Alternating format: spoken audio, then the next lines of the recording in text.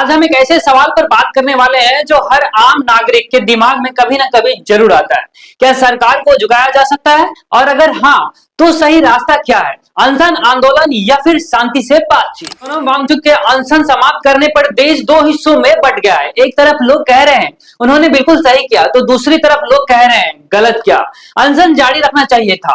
आखिर सच क्या है, आइए सब समझते हैं। सबसे पहले बात करते हैं सोनम वांगचुक की। लद्दाख के पर्यावरण और 6th शेड्यूल की मांग को लेकर उन्होंने लंबा अनशन किया।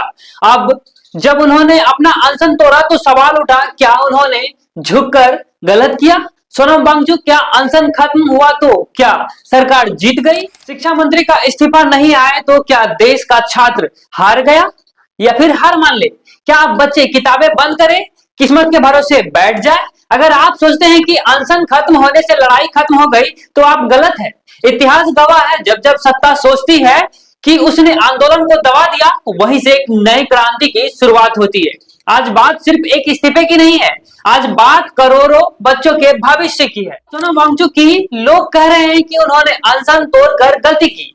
अरे भाई, गांधी जी भी अनशन तोड़े थे, लेकिन इनका मतलब यह नहीं था कि अंग्रेजों को माफ कर दिया। अनशन शरीर को बचाने के लिए तोड़ा जाता है ताकि लड़ाई लंबी लड़ी जा सके, जान देने के लिए नहीं।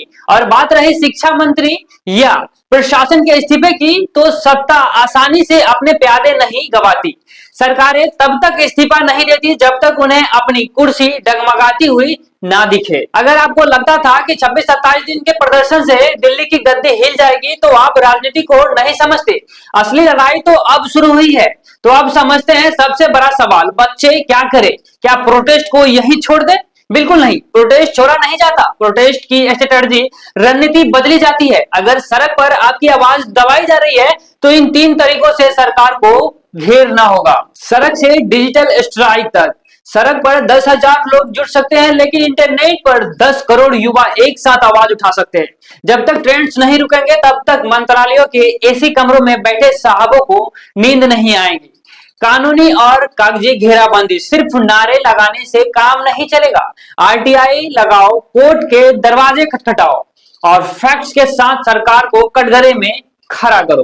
क्योंकि जब कागज बोलते हैं तो बड़े बड़े नेताओं के पास जवाब नहीं होता। वोट का डर, द अल्टीमेट पावर। नेताओं को ना आपकी भूख हड़ताल से फर्क पड़ता है, ना आपकी नारेबाजी से। उन्हें फर्क पड़ता है तो सिर्फ वोट से। जब तक युवा यह संदेश नहीं देगा कि जो हमारे हक की बात नहीं करेगा वो कुर्सी पर नहीं रहेगा, तब तक कोई इस्तीफा नहीं मिलने वाला है।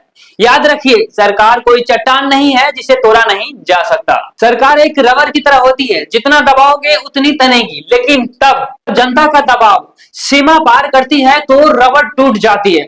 बच्चों को अब रोना बंद करके योजना बनानी होगी। अगर धर्मेंद्र प्रधान का इस्तीफा नहीं दे रहे हैं, सिस्टम आपकी बात नहीं सुन रहा है, तो इस लड़ाई को हर परीक्षा, हर कॉलेज और हर शहर तक फैलाना होगा। इस्तीफा एक व्यक्ति का होता है, लेकिन बदलाव पूरे सिस्टम का होना चाहिए। हार मानना युवाओं के खून में नहीं है। अगर आप सच के साथ हैं तो पीछे हटने का सवाल ही नहीं उठता। आपकी क्या राय है, आप लोग कमेंट बॉक्स में जरूर लिखिएगा। क्या छात्रों को अब और आक्रामक तरीके से अपनी मांग रखनी चाहिए? कमेंट में अपनी आवाज उठाए और इस वीडियो को ज्यादा से ज्यादा छात्रों तक पहुंचाए। जय हिंद, जय भारत।